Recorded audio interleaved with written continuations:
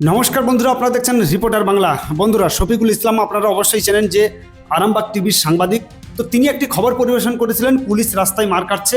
কেন পুলিশ মার খাবে? তিনি কিন্তু বলেননি যে পুলিশ মার খাচ্ছে আমার আনন্দ হচ্ছে, এটা নয়। তিনি বলেছিলেন যে রাজ্যের কি পরিস্থিতি এমন হয়ে যাচ্ছে যে পুলিশ রাস্তায় দাঁড়িয়ে ওপেন মার খাচ্ছে। তো আগে আপনারা ভিডিওটা দেখুন, কি ভিডিও তিনি পোস্ট করেছিলেন, এবং তারপরে আমি আপনাদের বিস্তারিত জানাচ্ছি। কি করেছিলাম? পুলিশ ওখানে মার খেয়েছিল, তার একটা ভিডিও এসছিল। আমি দর্শক সেই ভিডিও আপনাদেরকে দেখিয়েছি, আজকে আরও একবার দেখাতে পারি।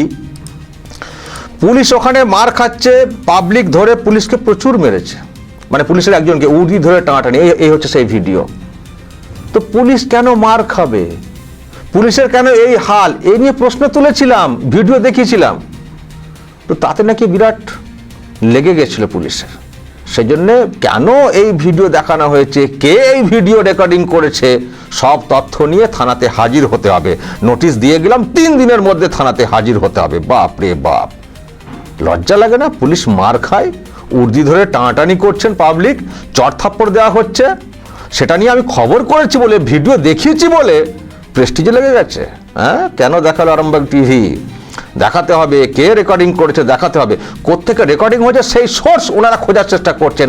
কেন এই ঘটনা ঘটলো, কতটা লজ্জার, সেটা তারা একবারও ভেবে দেখছেন না। আজকে পুলিশের এই হালটা হচ্ছে কেন? পুলিশের তো এরকম অবস্থা ছিল না। আগে তো পুলিশ কেন, পুলিশ গাড়ি দেখলে মানুষ ছুটতেন ভয়েতে। আজকে পুলিশের কলার ধরে উর্দি ধরে টানাটানি, চড় থাপ্পড়, কি অবস্থা পুলিশের। তো আমি এটা দেখিয়ে প্রশ্ন তুলেছিলাম যে পুলিশের একই হাল, কি দেখছি। তো সেই প্রশ্ন তুলেছি বলে গাড়ি ভর্তি পুলিশ পাঠিয়ে শফিকুল ইসলামকে বাড়ি, মানে একেবারে জানি না তুলে নিয়ে চলে যাওয়ার কোনো প্ল্যান ছিল কিনা, আবার বলা হচ্ছিল বাড়িতে ঢুকবো। তো বন্ধুরা, আপনারা ভিডিওটা দেখলেন, বুঝতে পারছেন তো মানে পশ্চিমবঙ্গের হাল কোন দিকে যাচ্ছে। এইভাবে পুলিশ ওপেন রাস্তায় মার খাচ্ছে, সেটা নিয়ে যারা খবর করছে, এটা নিয়ে শুধু শফিকুল ইসলাম নয়, এখানে আরও যারা মিডিয়া রয়েছে পশ্চিমবঙ্গের বড় বড় মিডিয়া, তারাও পোস্ট করেছে। কিন্তু নোটিশ এসছে কার কাছে? শফিকুল ইসলামের কাছে। কারণ তিনি বিরোধীদের হয়ে কাজ করেন এবং শাসকের বিরুদ্ধে কথা বলেন। আমরা দেখেছি যে, আচ্ছা আপনাদের হয়তো একটা প্রশ্ন থাকতে পারে যে শাসকের বিরুদ্ধে কেন শাসক আজ পর্যন্ত এমন কোনো কাজ করেনি যে আপনি তার হয়ে কথা বলবেন। প্রত্যেকটা কাজ খারাপ কাজ করেছে এবং প্রত্যেকটা মানুষকে বিপদে ফেলার জন্য করেছে।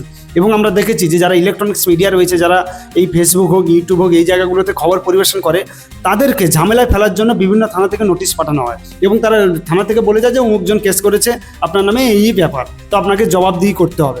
অ্যাকচুয়ালি ওরাও নিজে জানে যে ওরা কেস সেরে যাবে। যারা ইলেকট্রনিক্স মিডিয়া রয়েছে, এনাদেরও একটা গ্রুপ রয়েছে, এনাদের আইনজীবী রয়েছেন, কোর্টে গেছিল। এই যে শফিকুল ইসলামকে নোটিশ দিয়েছে, ওনার কিন্তু কলকাতা হাইকোর্টে যান, সেখানে মানে বিচারপতি তীর্থঙ্কর ঘোষ তিনি পরিষ্কারভাবে বলে দেন যে ওনাকে থানায় যেতে হবে না। কেন? কেসটার মধ্যে কোনো কিছুই নেই যে শফিকুল ইসলামকে থানায় যেতে হবে। তো পুরো একদম ঝামা ঘষে দিয়েছে। রাজ্য সরকারকে তো প্রত্যেকে জামা ঘষছে, সেটা আমরা জানি। আর রাজ্য সরকারের যারা কর্মচারী রয়েছেন, এই যে দেখলেন কর্মচারী, পুরো একদম ঝামা ঘষে দিয়েছে। পুরো প্রত্যেকটা জায়গায় এরা থাপ্পড়কে বাড়ি ফিরছে, তাও এদের কোনো মানে লাজ লজ্জা বলে কিচ্ছু নেই। প্রত্যেকটা মামলা কলকাতা হাইকোর্ট নয়, সুপ্রিম কোর্ট নয়, আপনারা দেখবেন রাজ্যের যতগুলো মামলা, প্রত্যেকটাতেই রাজ্য হেরে যাচ্ছে। তবু এদের কেন লজ্জা নেই আমি আজ পর্যন্ত বুঝতে পারলাম না। যাই হোক, শফিকুল ইসলাম মহাশয়কে এই নোটিশ দিয়েছিল চুঁচুড়া থানা থেকে। তো চুঁচুড়া থানার পুলিশ কিন্তু থাপ্পড়কে বাড়ি ফিরে এসছে, এটাই আপনাদের দেখানো ছিল। যদি আপনাদের কিছু বলার থাকে অবশ্যই কমেন্ট করে বলবেন, এবং সবাই চেষ্টা করুন আমার চ্যানেলটিকে সাবস্ক্রাইব করে রাখার, যাতে আমি পরবর্তী খবর আপনাদের কাছে পৌঁছে দিতে পারি।